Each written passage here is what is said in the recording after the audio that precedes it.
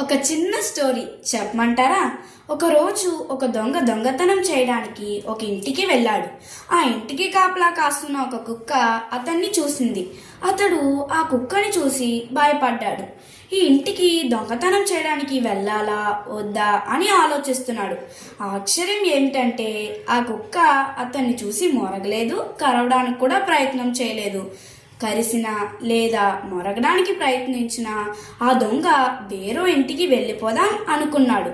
కానీ ఆ కుక్క అప్పటికి మౌనంగా ఉండేసరికి అతడు తన బ్యాగ్లోంచి ఒక బిస్కెట్ తీసి ఆ కుక్కకి వేశాడు.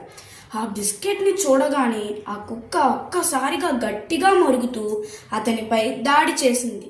దొంగకి టెన్షన్ వచ్చి ఇలా అడిగాడు, హే, నువ్వు సైలెంట్గా ఉన్నావని నేను సైలెంట్గా ఉన్నాను. పోనీలే కదా అని ఫ్రీగా ఒక బిస్కెట్ వేస్తే నన్నే కరడానికి వస్తావా అని అడిగాడు. దానికి ఆ కుక్క అందంగా సమాధానం చెప్పింది, నువ్వు మా ఇంటికి వచ్చి చూసేటప్పుడు మా యజమాని చుట్టము లేదా స్నేహితుడువో అనుకున్నాను.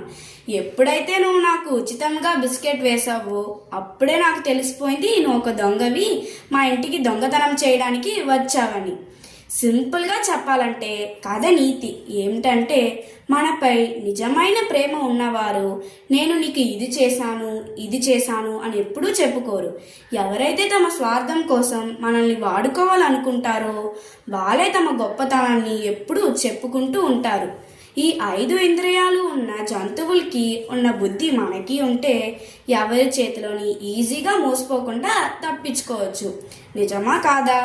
నిజమో కాదో కమెంట్లో చెప్పండి. వెయిట్ చేస్తూ ఉంటాం మీ కమెంట్ కోసం. Bye bye.